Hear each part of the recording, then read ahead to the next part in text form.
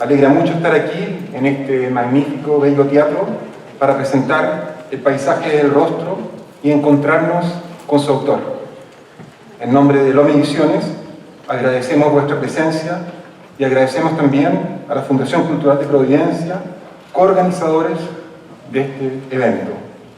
Para iniciar este acto, dejo con la palabra al director ejecutivo de la Fundación, Jorge Andrés González. Muchas gracias. Quiero que las primeras palabras que pronuncie esta tarde sean una cita textual que dice así, y abro comillas: partí en el teatro y de ahí empecé con la fotografía, porque el teatro es tan efímero, se apagan las luces y desaparece todo. Y quise dejar un recuerdo de eso. Empecé con mis fotos de teatro, luego de los poetas y los novelistas. Me di cuenta que mis mejores lectores, quienes tenían una visión más lúcida de mi trabajo, eran los poetas. Creo que nos hermanamos la fotografía con la poesía. Cierro comillas.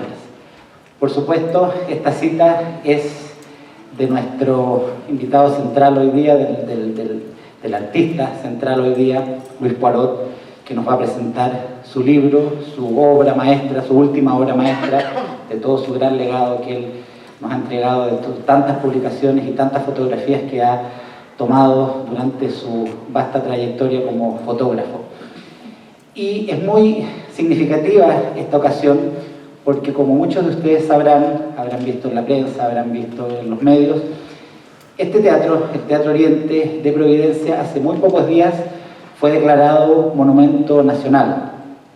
Por lo tanto, hoy día nos encontramos en un teatro que ya reconoce su historia, reconoce su larga vida en esta comuna. Ya son más de 85 años que este teatro tiene de historia, y eso hoy día, con este decreto, queda preservado para la posterioridad. Este teatro ya queda protegido de cualquier intención de modificación o incluso de hacerlo desaparecer, de que construir otro tipo de edificación. Eso hoy día está protegido por ley. Así que esta presentación hoy día de un artista tan importante como Luis Poirot, que además es un vecino de Providencia, un vecino muy ilustre de Providencia, nos llena de orgullo porque es juntar dos energías, dos vecinos muy ilustres de Providencia, el Teatro Oriente y Luis Poirot, en una ocasión tan importante como lo es el lanzamiento de un libro. Precisamente la fotografía es una expresión artística muy importante para Providencia. Para quien no es importante una fotografía, quien no tiene grandes recuerdos guardados, plasmados, atesorados precisamente en una fotografía. Cuántas emociones, cuántos momentos, cuántos hechos históricos del mundo no han sido plasmados en una fotografía.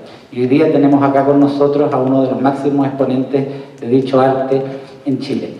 A continuación los vamos a dejar con un pequeño video de las medidas de seguridad de nuestro teatro, a las cuales les pido que por favor todos las sigan.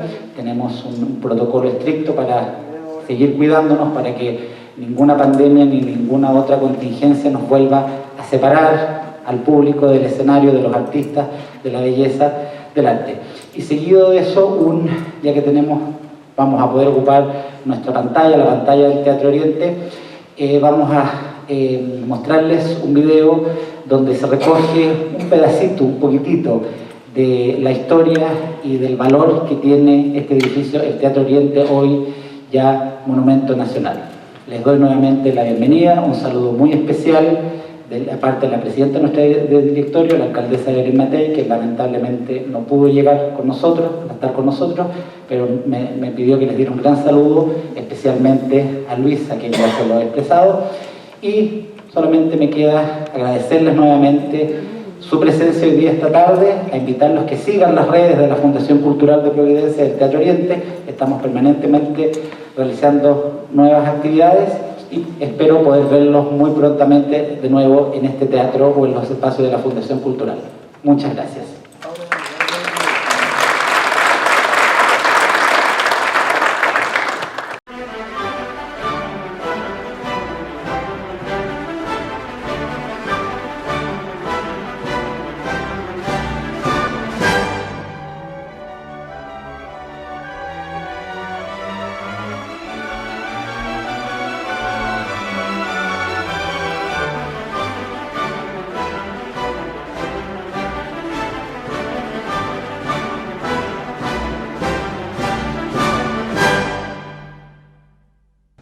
Fue director de fotografía en 2 largometrajes y trabajó en el ámbito de la prensa en Chile, España y Francia. Tras el golpe, en el exilio, vivió en Francia y España. Ya en 1963 había vivido en Francia estudiando cine y televisión en la radio y televisión francesa. Volvió a vivir fuera de Chile entre los años 2001 y 2005 como agregado cultural de Chile en Bélgica. Desde 1986 a la fecha, ha publicado 26 libros individuales de su trabajo fotográfico y más de 40 colectivos, en lo que el retrato se revela como una de sus especialidades que más lo representa. Ha expuesto constantemente tanto en Chile como en el extranjero y su obra se encuentra en colecciones públicas y privadas en Chile, Estados Unidos y Europa. Ha sido distinguido en numerosas ocasiones por el Estado de Chile en relación a su aporte a la cultura y la fotografía, y actualmente es miembro de número de la Academia Chilena de Bellas Artes. Pero esos resúmenes poco dicen de todo el recorrido de quien hoy celebramos y del mundo que se abre a sus ojos y que vemos a través de sus ojos. Alejo Carpentier, en El arpa y la sombra, trae nuevamente a la vida personajes ya desaparecidos. Dice que al recordarlos, nuevamente circulan entre nosotros. Hoy, al estar en este escenario, no puedo dejar de pensar cuántas y cuántos por aquí pasaron, con sus sombras y ecos que aún permanecen. Es parte de lo que uno puede sentir al ver los retratos de Luis Poirot, donde se cruzan figuras presentes de nuestras letras con muchas y muchos que ya no están. Los ojos de los presentes, como de los ausentes, brillan y nos hablan. A lo largo del tiempo, en sus fotografías, permanece un instante de la hora que ya no está, trayendo a nosotros tiempos y espacios distantes. La fotografía se relaciona profundamente y también complejamente en su mal uso, entre otros, con la expresión dar fe, dar testimonio, ser testigo. Luis Poirot ha sido un gran testigo de nuestra historia y cultura por más de 5 décadas, y aquí lo tenemos recorriendo una de esas líneas centrales que marcan su trabajo como fotógrafo, desde que se iniciara en este ejercicio de la luz. Los cientos y tantas escritoras y escritores chilenos que vemos en estas páginas cruzan la vida y la lectura de Luis a lo largo de los años. Constituyen también, en la suma de los retratos individuales, una foto de grupo de parte significativa de la literatura chilena del siglo XX-XXI.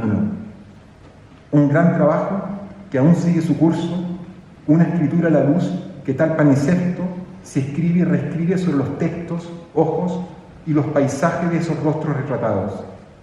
Como editores, le agradecemos a Luis su confianza en LOM como su generosidad para publicar parte de su obra a lo largo de los años. Agradecemos también a todas y a todos quienes de una u otra forma hicieron posible este libro, las y los escritores, Fondar, que apoyó el trabajo de Luis Poirot y la edición del libro, Fernanda Larraín, que entre otros se encargó de las digitalizaciones, a Ángela Aguilera por el diseño, a Elisardo Aguilera, con quien coordinamos la colección de libros de fotografía Mal de Ojo, Cazadores de Sombra en LOM, y que con dedicación supervisa la producción e impresión de los libros, a todas y a todos los que trabajaron en su edición e impresión. También nuevamente a la Corporación Cultural de Providencia y el Teatro Oriente, como a todo el equipo que participó y trabaja en este acto, quienes son evidentemente, como ya lo dije, coorganizadores de este encuentro. Los dejo entonces con el autor, a quien celebramos por este libro, pero sobre todo por su obra, su entrega y sus 80. Un gran aplauso para Luis Poirot.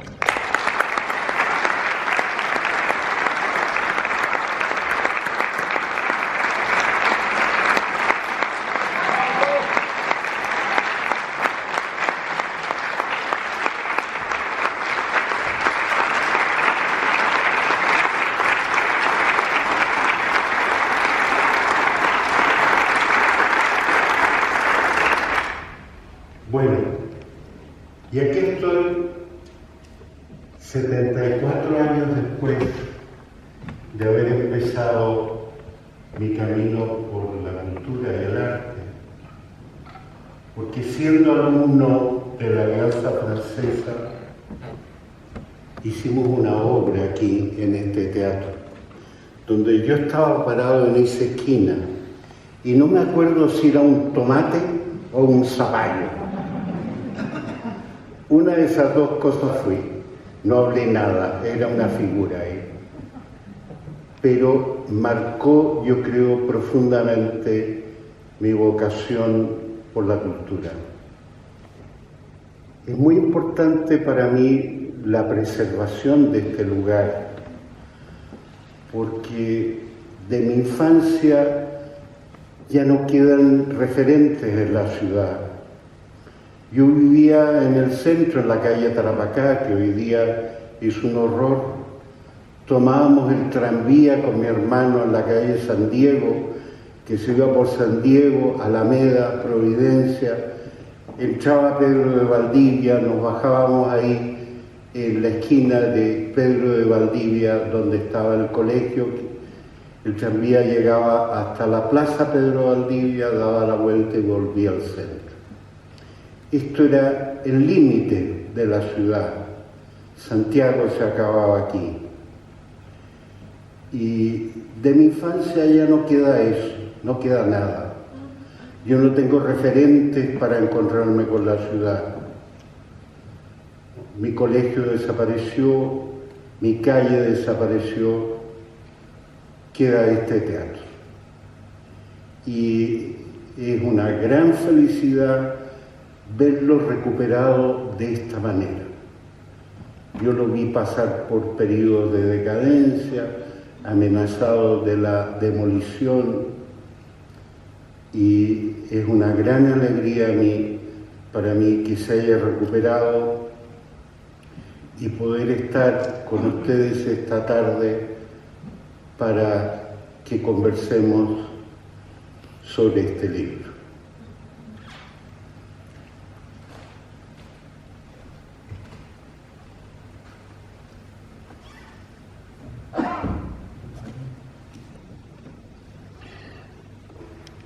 El paisaje está todo en el rostro.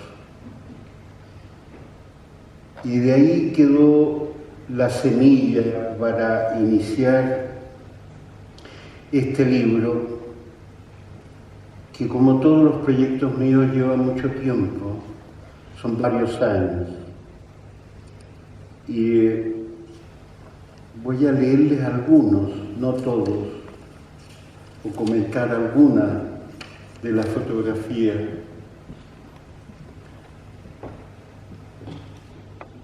Jorge Díaz.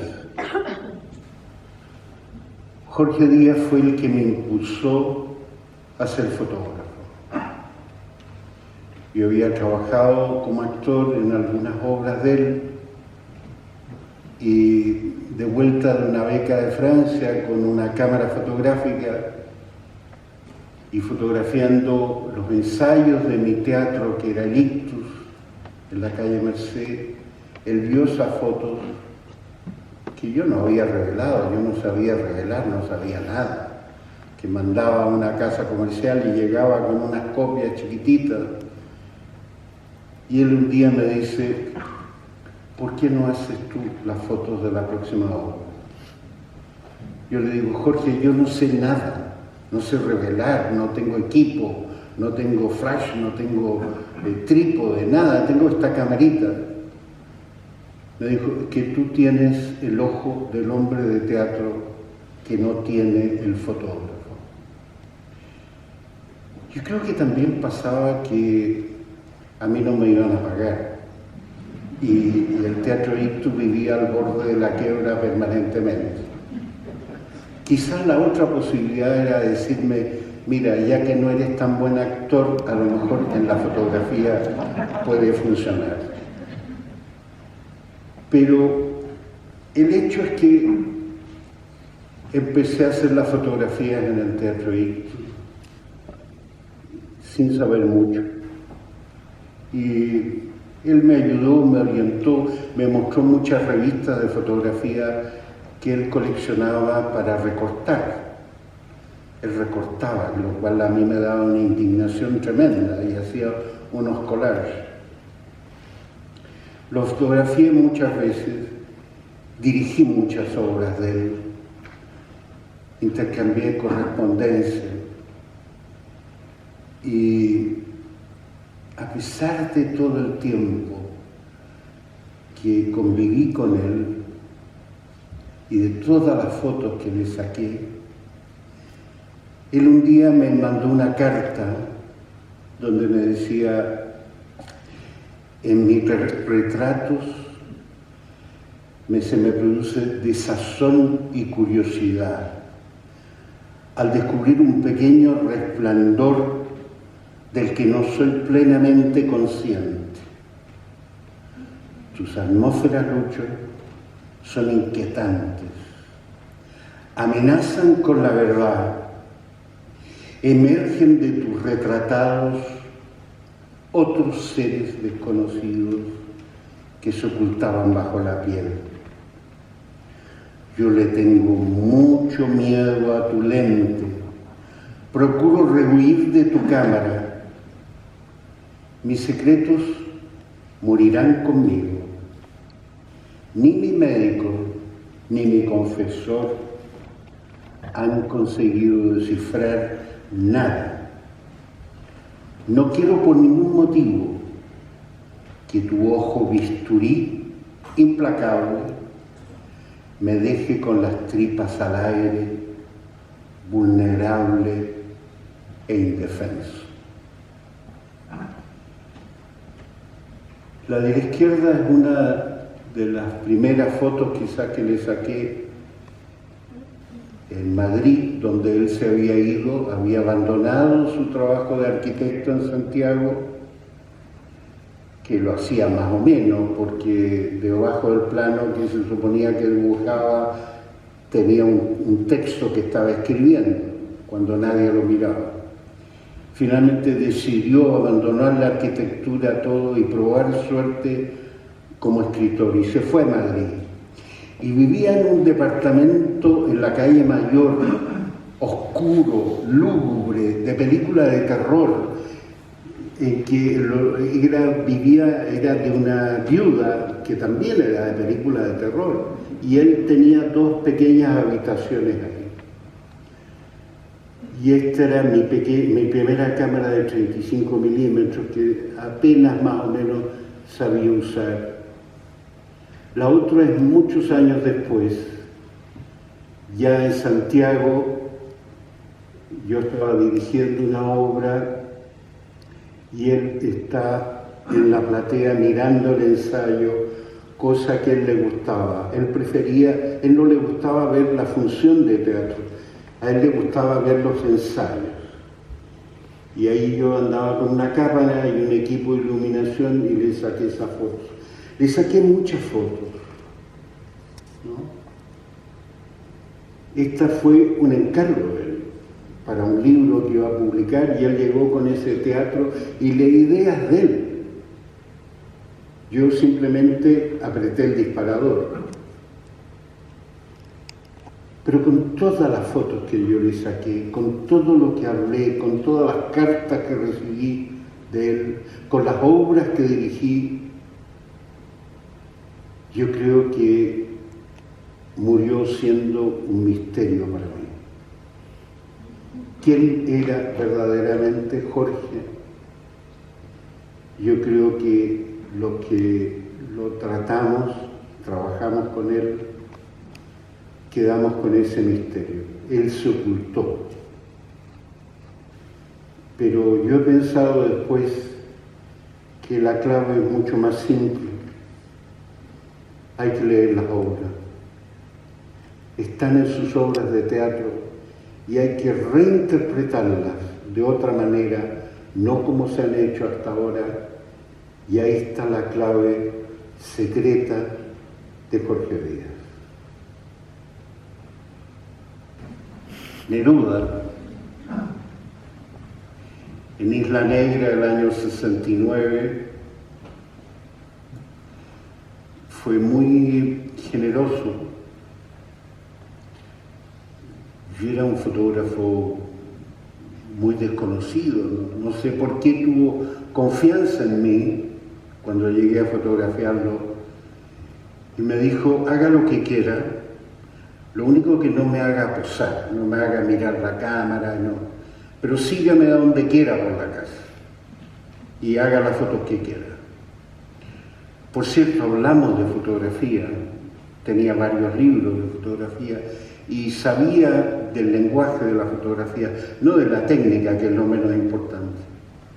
Y esto era en una pequeña habitación, La Covacha, que ya no existe, donde apenas cabía esa mesa, él y una persona más, y donde él no dejaba entrar a nadie, y donde él realmente se encerraba a escribir. Y yo estoy ahí mirándolo y él está pensando en una carta que tiene que contestar, que ha redescubierto una carta de una muchacha española. Años después, el año 75, en París, una tarde que yo tuve el privilegio de estar con el fotógrafo Cartier-Bresson, y después de hablar mucho de otras cosas, de poesía, de música, de política, llegamos a la fotografía y él me preguntó si tenía fotos conmigo y yo andaba con una carpeta que había retirado de una revista que me iban a publicar.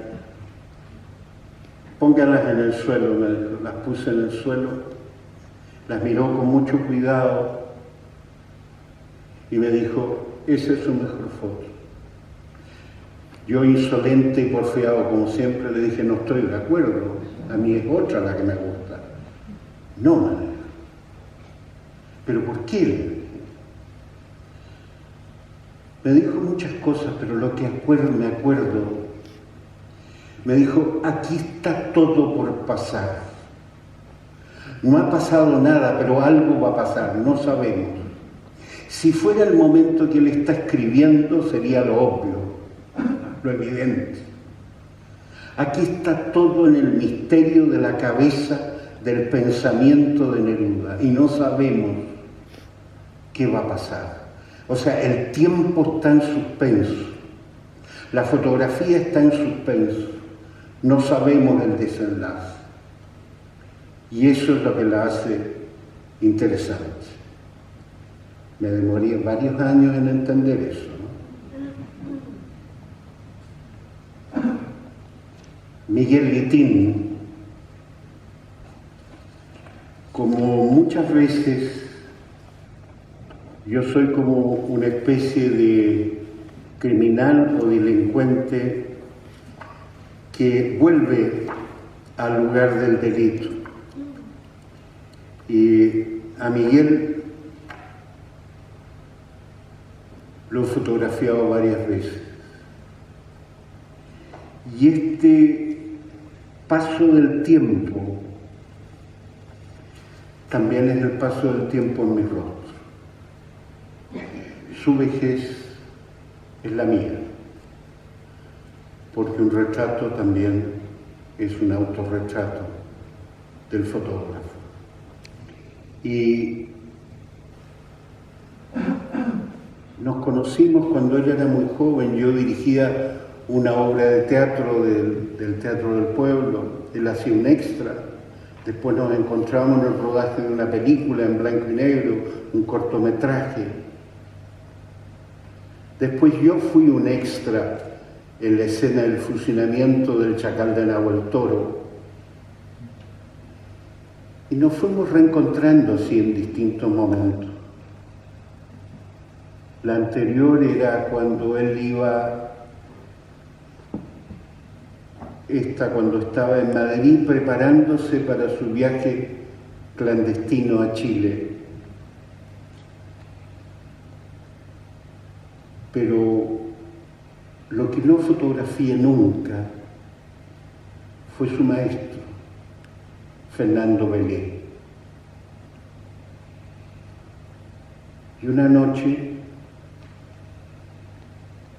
fui con mi padre al funeral de su maestro, Fernando Belé, en Lyon. En un tren lento, hacía mucho frío en ese vagón donde estábamos prácticamente solo en un viaje que duró toda la noche. Y entre esos silencios, pausas,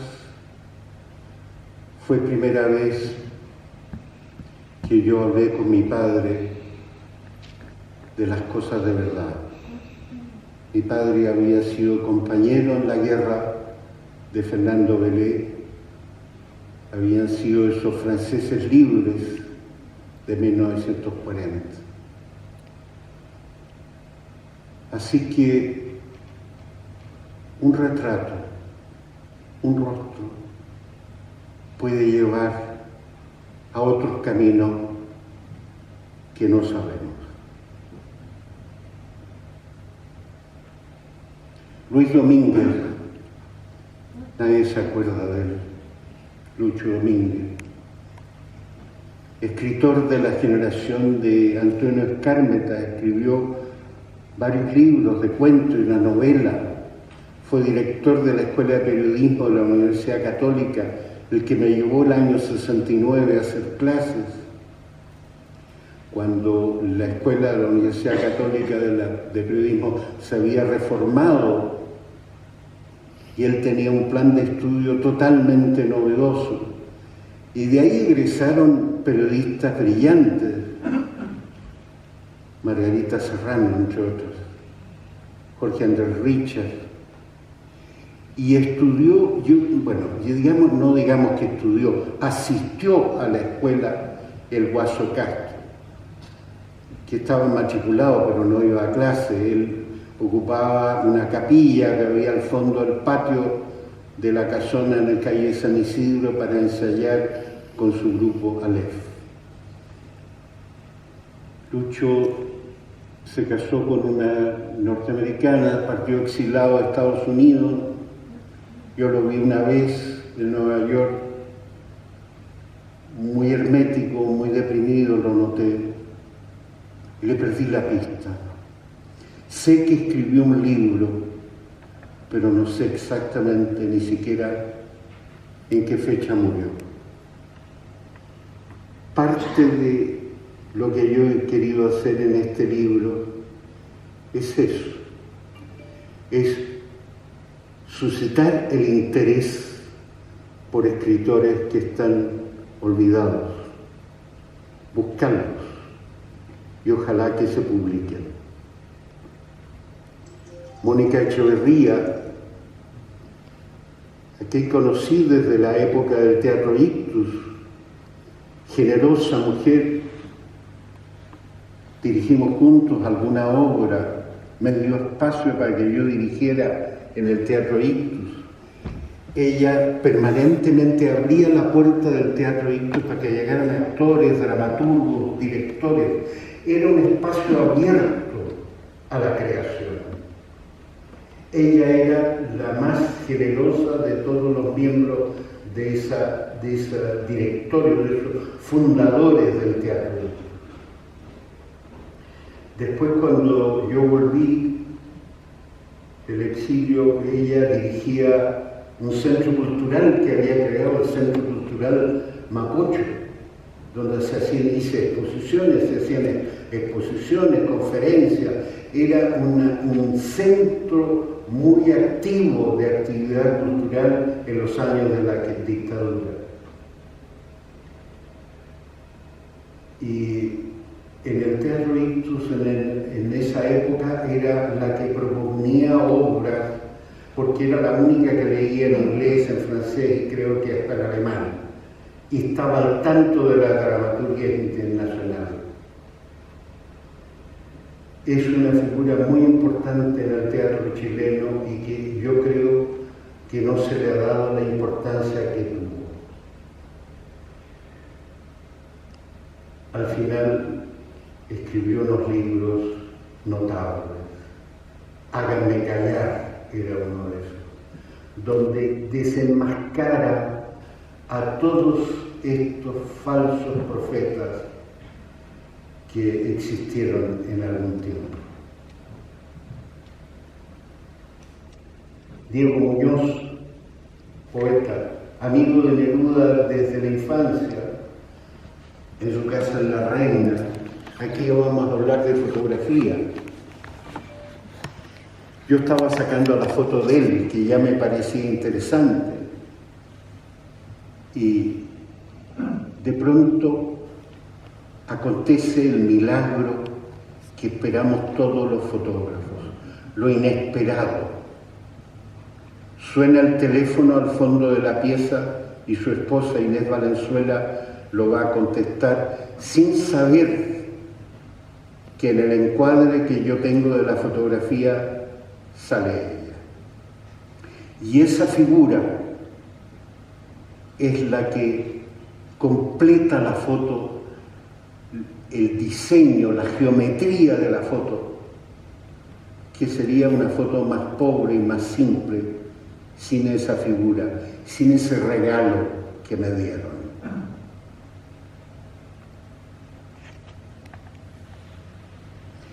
Otra cosa que pasa con la fotografía son los hallazgos tardíos. Esta es una foto muy antigua de Nicanor. Estaba preparando yo el libro sobre Neruda, retratar la ausencia, y lo fui a fotografiar a la casa de La Reina. Estaba oscuro, era un día oscuro y era tarde. Y salimos un poco a la entrada de la casa a sacar fotos. Él no sé por qué se puso ese poncho y ese sombrero de guaso. Y yo seleccioné otra foto.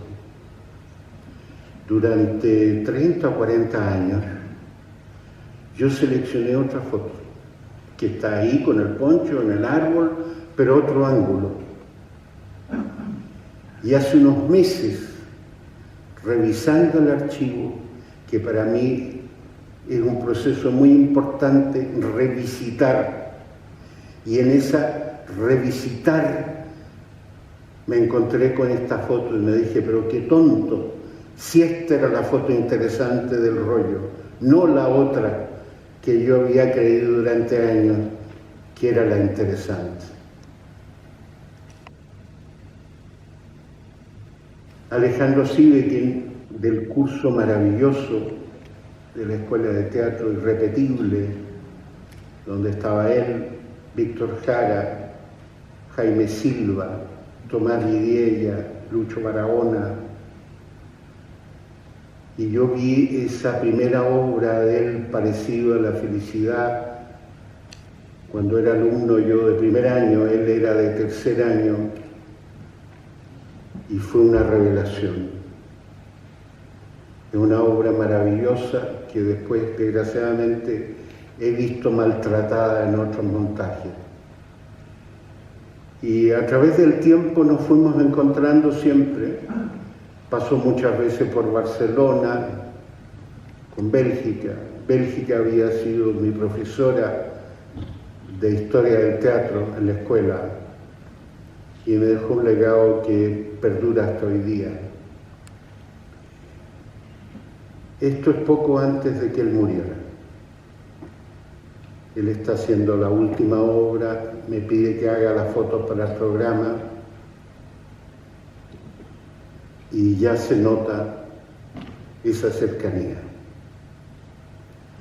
Un par de meses después lo fui a ver al hospital e hicimos planes, como siempre que nos veíamos, pero que no podíamos hacer porque él estaba muy ocupado haciendo cine, pero queríamos hacer una adaptación de una novela para hacer una obra de teatro como habíamos hecho antes, años atrás. Y me dijo, sí, ya me van a dar de alta, voy a salir y nos podemos juntar para hacer eso.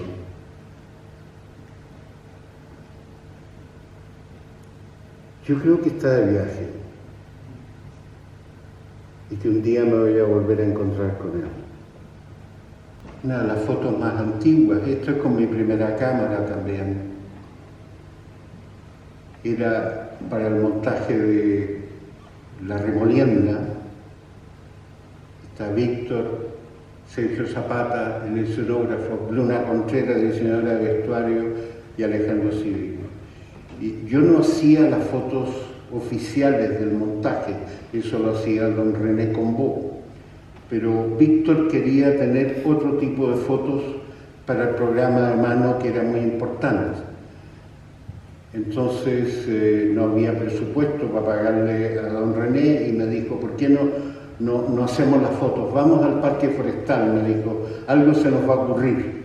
Y fuimos con todos los actores y recorrimos el Parque Forestal sacando fotos, buscando un poco la atmósfera de lo que era la obra.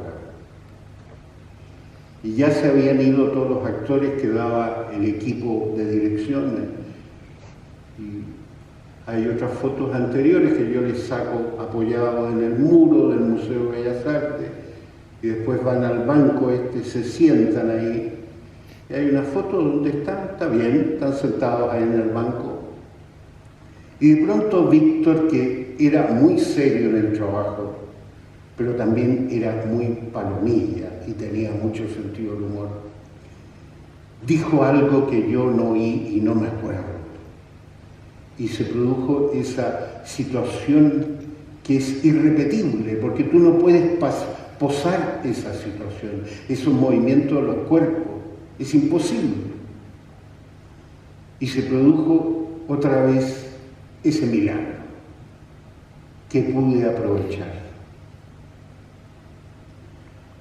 Yo he pensado que en este libro y como en todo trabajo de retrato, también podría ser un subtítulo que dijera Antología de fracasos fotográficos y algunos aciertos.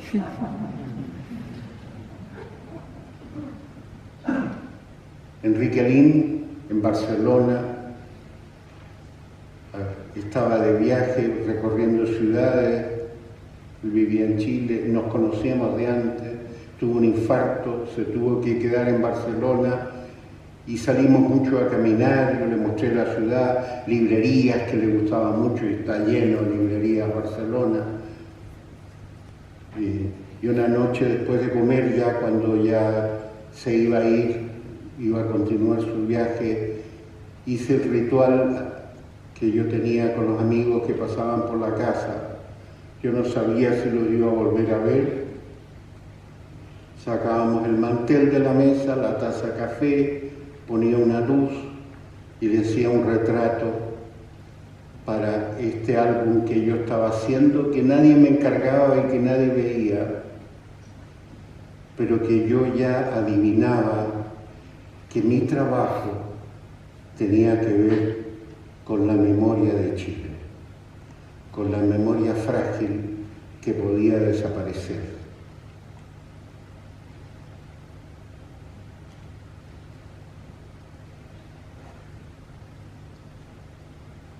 Nos conocíamos, nos habíamos visto muchas veces, pero nos saludábamos de lejos, desde el año 70. José Miguel Fara, y él trabajaba, es jefe de prensa de Televisión Nacional, yo tenía que ir con unos programas de propaganda política, que yo era el productor. Nos saludábamos con una inclinación de cabeza como caballero, nos volvimos a ver varias veces, hasta que al regreso a Chile volvimos a toparnos por ahí en algún lugar y nos saludábamos de inclinación de cabeza pero sin hablar. Hasta que un día le dije, no puede ser. Conseguí el teléfono, lo llamé y él me dijo, qué bueno que me llamó porque yo no me atrevía a llamarlo y yo tenía ganas que usted me hiciera una foto. Poco tiempo después de la foto hice una exposición en la Biblioteca Nacional y él fue. Era muy educado, se me acercó, no me decía nada. Yo ya adivino, yo ya sé ya. Y le dije, no le gustó la foto, ¿no es cierto? Eso es lo habitual, ¿eh? Por eso yo no soy retratista, yo no hago retratos por encargo. Yo hago los retratos que yo quiero, porque generalmente las personas no se gustan en la foto. Entonces me dijo, es raro verse en una foto. Entonces le dije, vaya a verse de nuevo. Volvió. no me decía nada. Entonces la mujer que estaba ahí le dijo, si eres tú, hombre, y si eres tú, anda a verte. Fue tercera vez, se volvió y me dijo, parece que usted tiene razón, así soy yo. La Batucana, poetisa popular que vive en Batuco, esto del año 83, 84, cuando yo había venido a trabajar sobre el libro de Neruda, y una amiga mía había grabado una conversación con ella maravillosa, una conversación mientras están lavando los platos en la noche. Mi amiga sabía que yo estaba trabajando sobre la memoria de Neruda y le preguntó. Y en una conversación improvisada, ella dice, yo lo admiraba mucho a Neruda, pero de pronto supe que se había casado varias veces.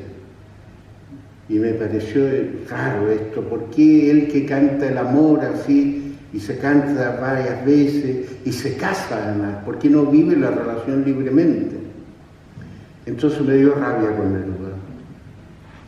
Y un día que estábamos aquí en el campo en una actividad política, llegó Neruda y con unos niños empezaron a encumbrar unos volantines.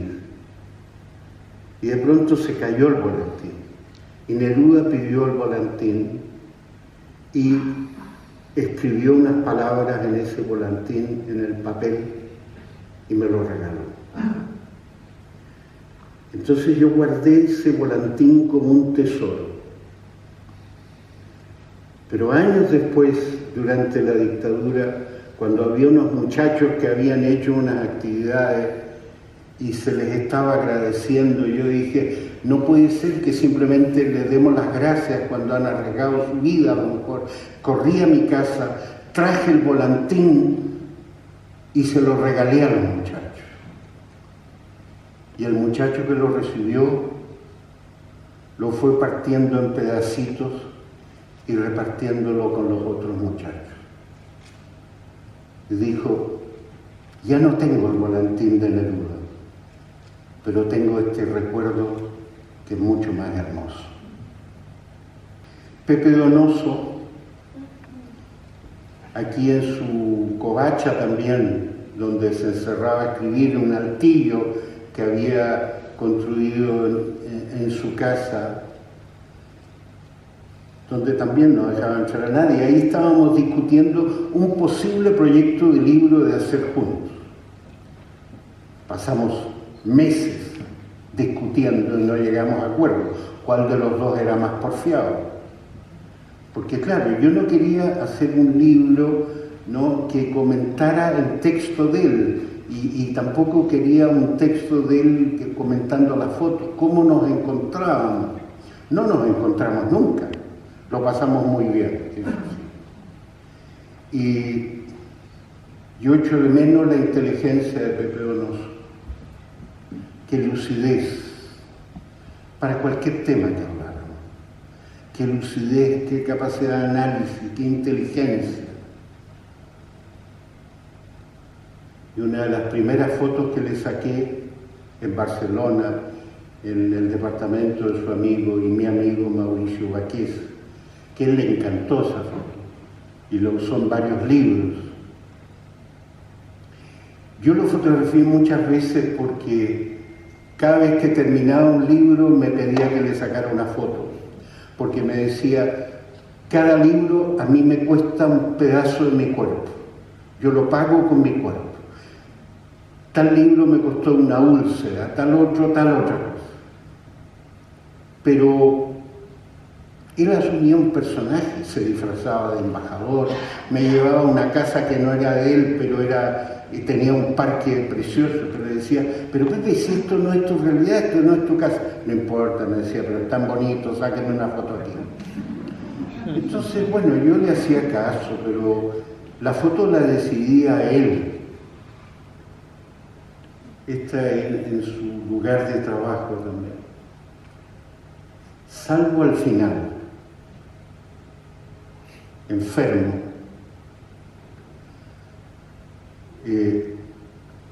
Pilar me pidió que le hiciera una foto de familia, le hice una foto de familia en mi estudio, pero le dije, déjame un rato con Pepe para hacerle un retrato.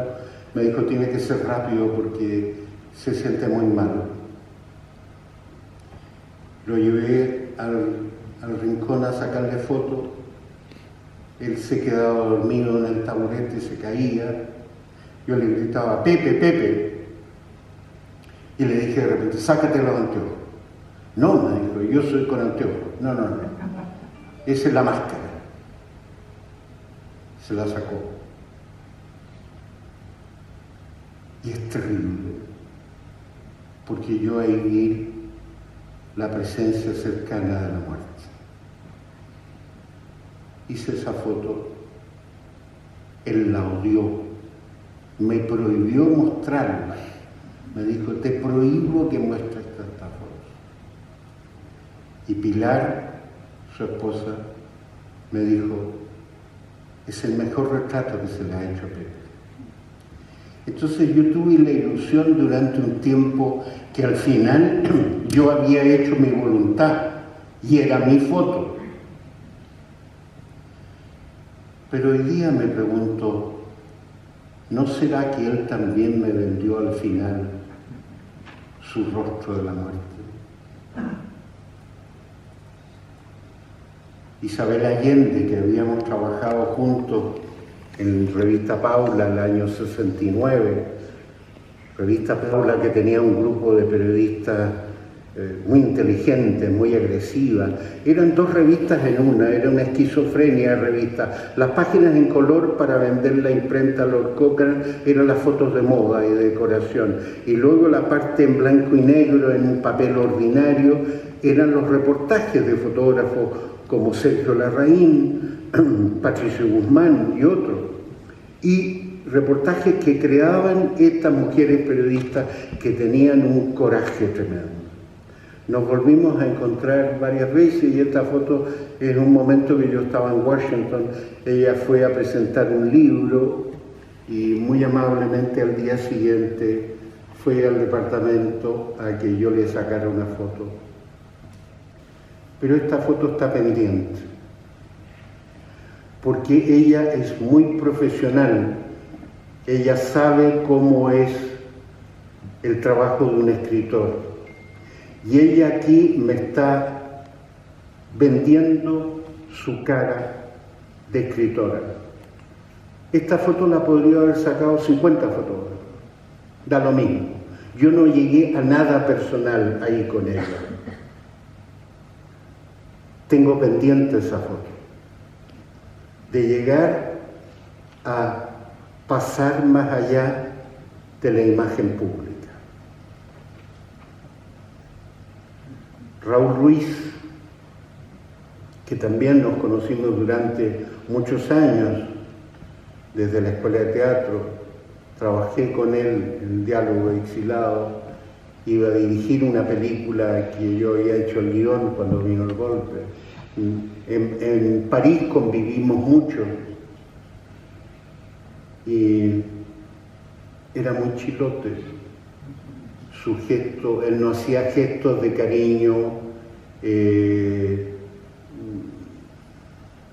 abrazándote, ni siquiera te daba la mano, yo creo.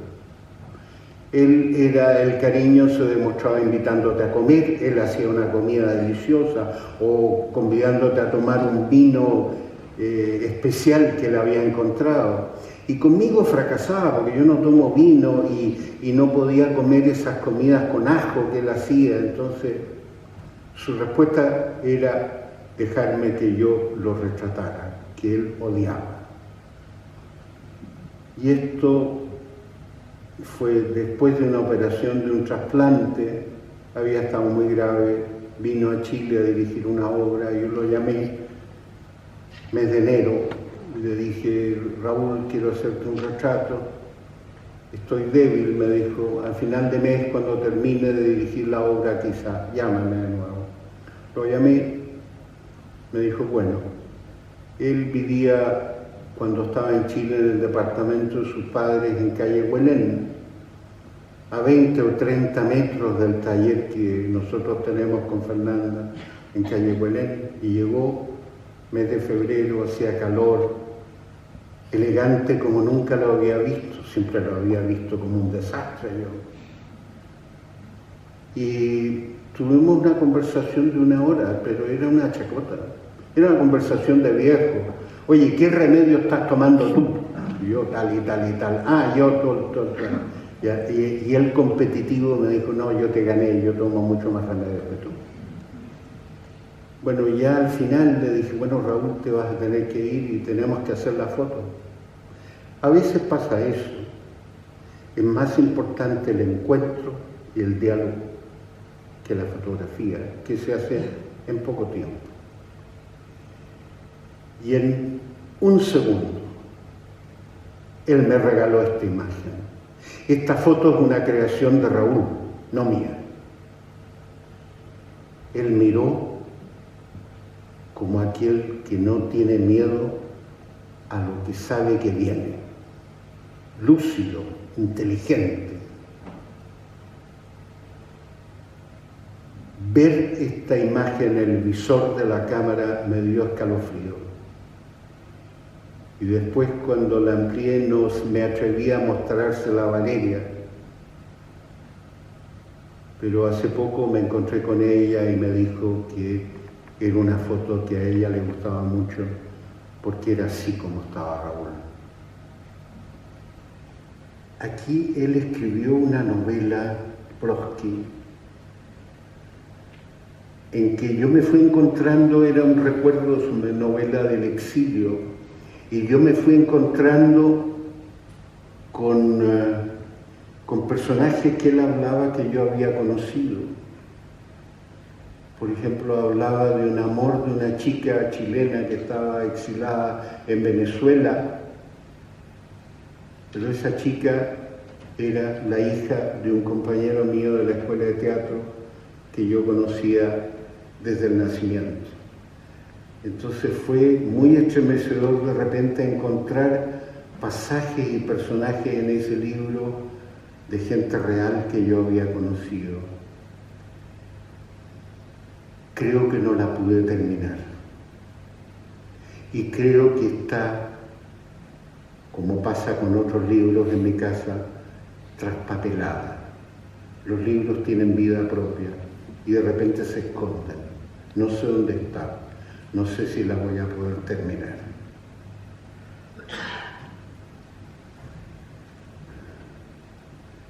Meruane, que me hermanó con ella sus episodios con la vista, con la ceguera, sus libros hablan mucho de eso.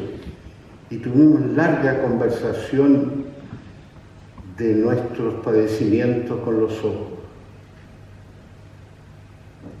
Y a través de la vida uno va perdiendo amigos, como ustedes han visto, y rara vez se reemplazan. Son conversaciones que no tienen continuación, quedan interrumpidas.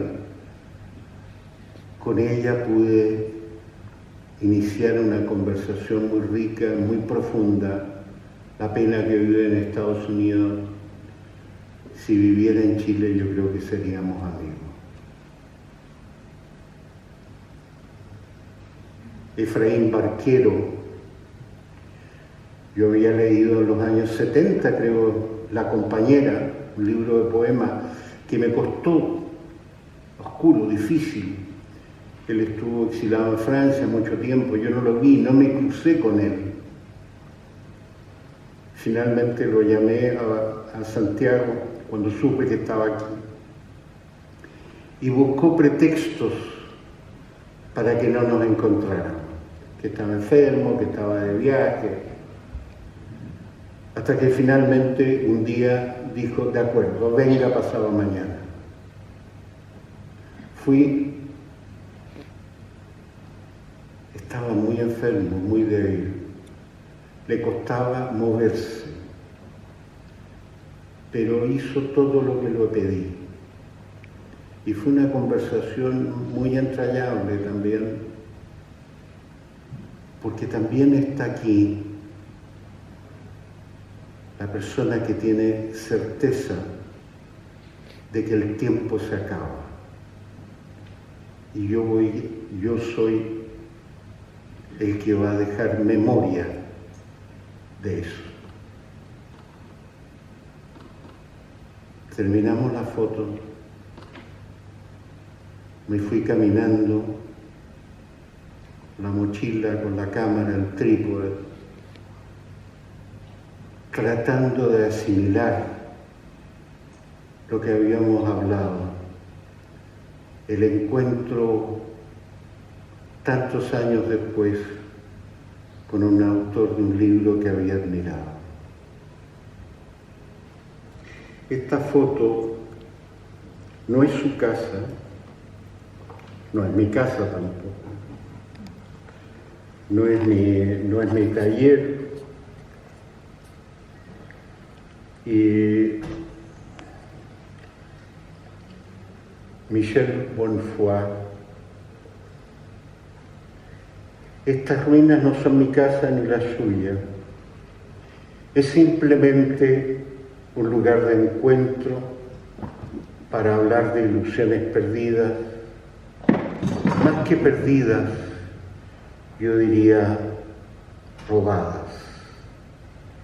Esta casa en ruinas será un retrato del país que fuimos: tortura, exilio y retorno.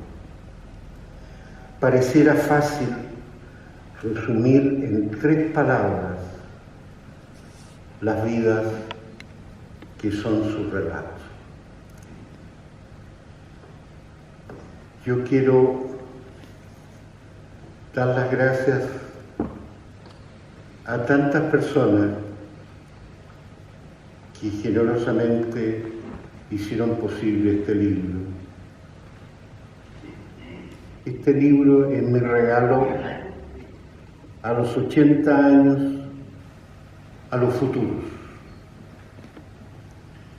Es para Aurora, para Isabel y para Fernanda, con quien compartimos en complicidad nuestro hogar, habitado sin límites por libros, libros que son múltiples voces amigas y que nos protegen de la mentira permanente en la prensa y en la televisión.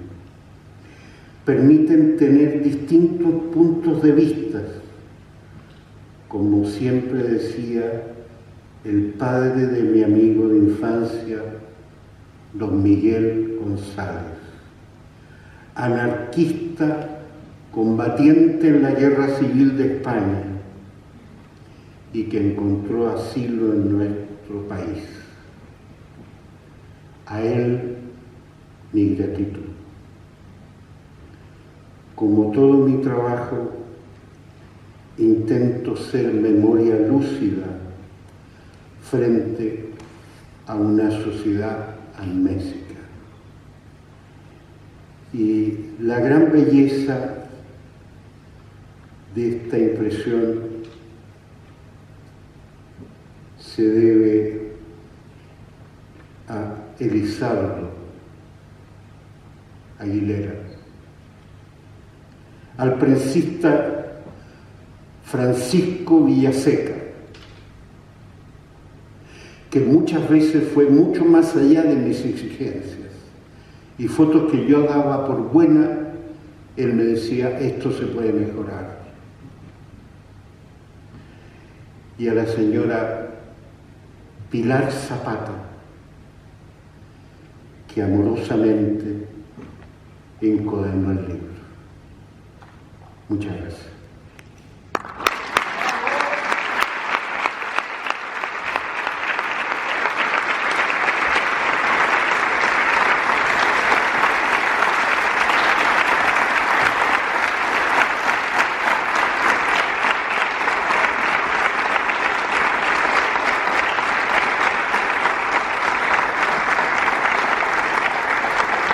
gracias nuevamente, Lucho, por este emocionante recorrido. ¿Van a aparecer aquí las preguntas o no? Sí, te las me toca leértela, aunque tú puedes leerla tú mismo, pero me toca leerla para...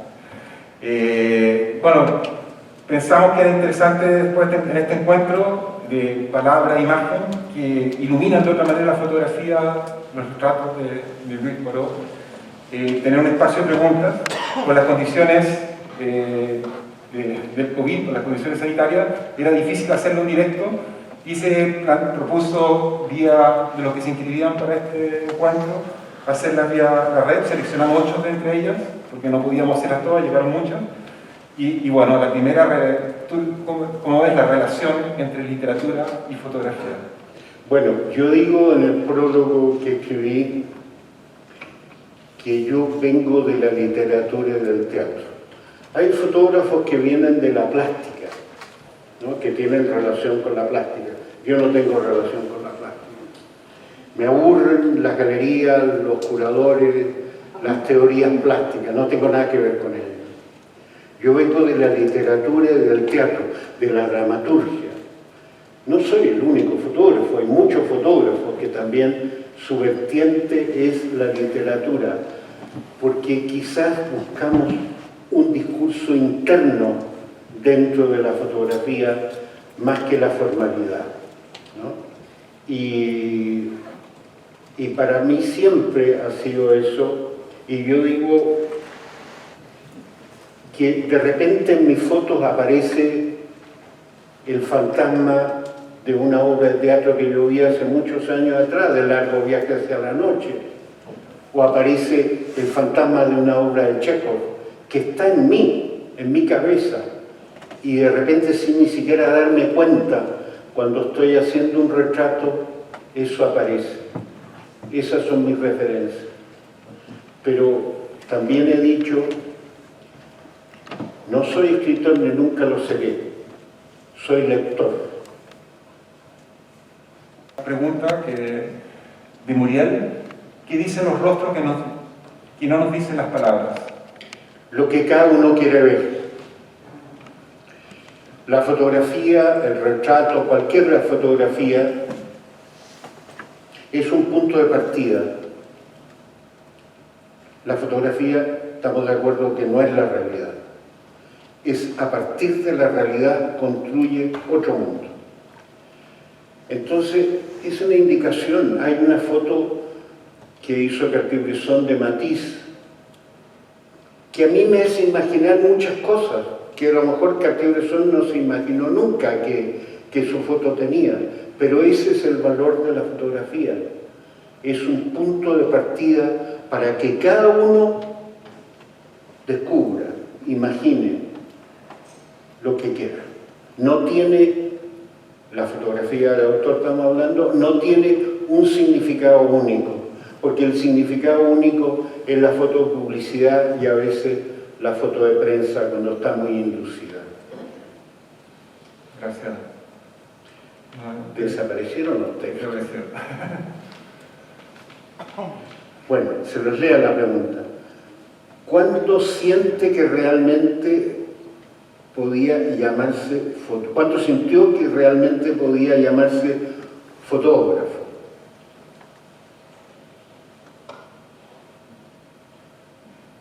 Difícil, ¿eh?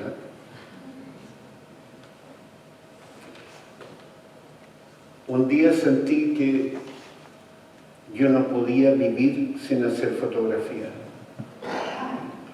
que era muy importante para mí hacer fotografía y que me daba lo mismo que la gente la viera o no la viera. Y se me producía un conflicto con el teatro, dirigir teatro, que me quitaba tiempo. Sentí que me quitaba tiempo el teatro para hacer lo que yo realmente necesitaba orgánicamente, que era hacer fotografía. Y en ese momento yo decidí, yo soy fotógrafo, es lo mío, yo no puedo vivir sin hacer fotografía.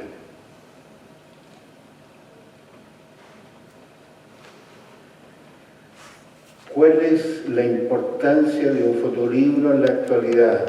Existiendo los catálogos en las redes sociales.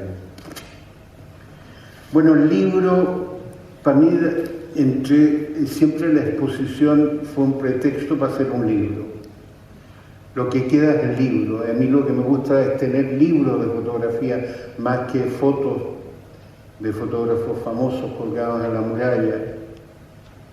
El libro te permite verlo cuando tú quieres, cuando estás en el estado de ánimo apropiado, y ver 2 o 3 o 4 fotos y nada más, y guardarlo, y a lo mejor 6 meses después ver otro, y tú sabes que está ahí y lo puedes revisitar cuando tú estás en la predisposición para dialogar con la fotografía. En la exposición o en las redes tú tienes un tiempo acotado para verlo y desaparece, es efímero. Esto queda. Esto lo toco, yo lo tengo, me acompaña, ¿no? Entonces, y yo creo que donde mejor respira la fotografía es en el libro. Si pudiera elegir un fotógrafo del mundo para que le hiciera un retrato a usted, ¿a quién elegiría y por qué? Depende. Si es un fotógrafo que ya murió, hay varios. Hay varios. Esa tarde que pasé con Cartier-Bresson, él no me tomó una foto, me dibujó. Un dibujo que yo no he visto, no sé cómo era.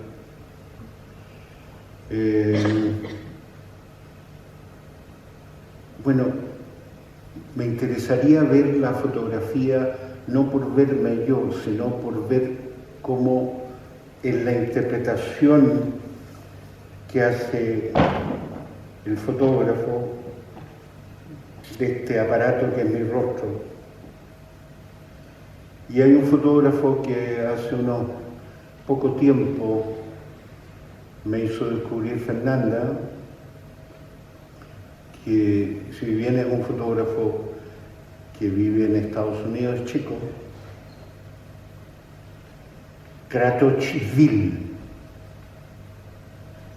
Ha sido un fotógrafo de guerra mucho tiempo, pero en los últimos años ha fotografiado personajes de Estados Unidos del mundo del espectáculo, contra toda norma, contra todo lo que es aceptado, que es la foto de un personaje famoso, maquillado, retocado, con unas luces preciosas. No, él no hace nada de eso.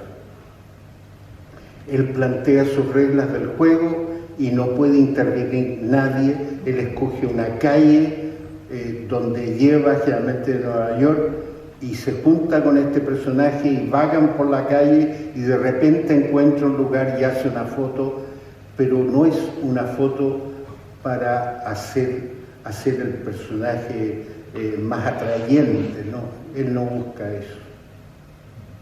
Y son apasionantes sus imágenes. Es la fotografía la muerte de un momento,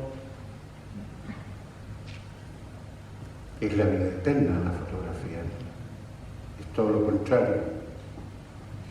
Yo empecé a hacer fotografía, creo, porque venía de un arte efímero que es el teatro, en que no queda nada, un gesto, una voz, pero se desaparece. Y la fotografía conservaba ese momento de la obra de teatro. La fotografía es la vida y todo lo contrario, cuando no hay fotografía hay muerte. La persona que no tiene fotografía cae en el olvido, que es la verdadera muerte.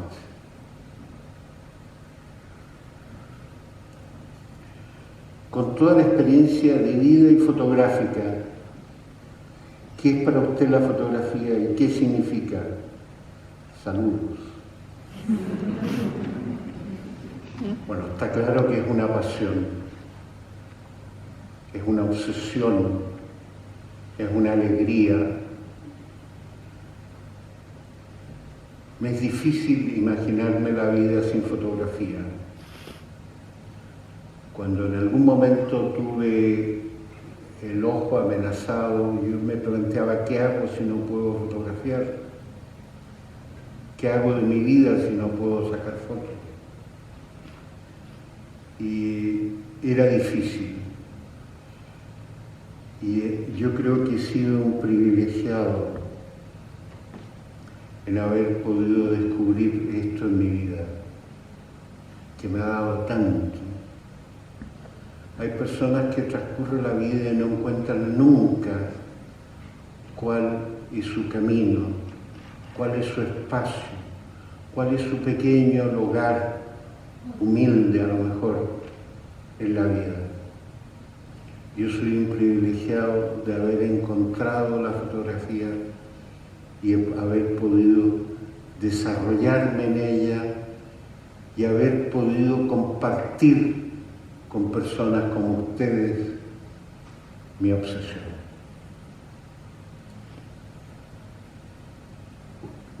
¿Por qué rostros en blanco y negro?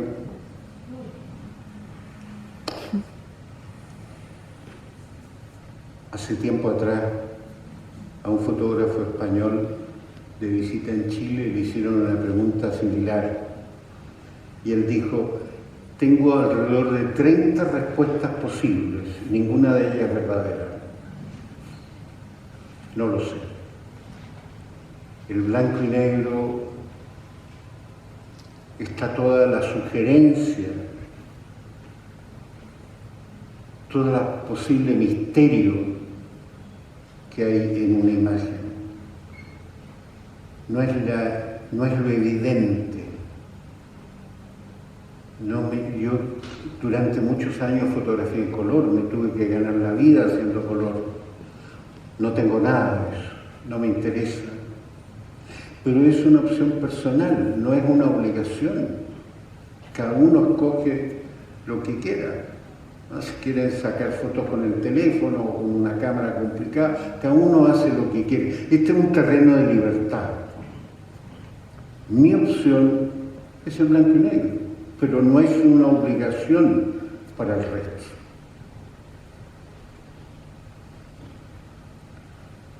¿Cómo supera el contacto frío con alguien que quiere retratar, pero no tiene vínculos? El retrato es un encuentro. Y lo más importante es el encuentro.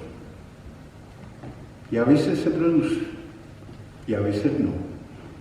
Y eso hay que saber reconocerlo. A veces no hay retrato. Hay una foto nomás, pero no hay retrato. Es muy misterioso también poder definir qué es un retrato. No hay definición. Pero si de ese encuentro surge algo, una complicidad, un intercambio de algo, un encuentro de seres humanos, hay un retrato. Pero muchas veces no lo hay.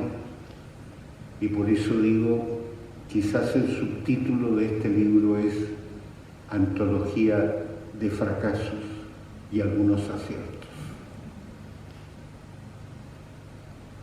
Gracias.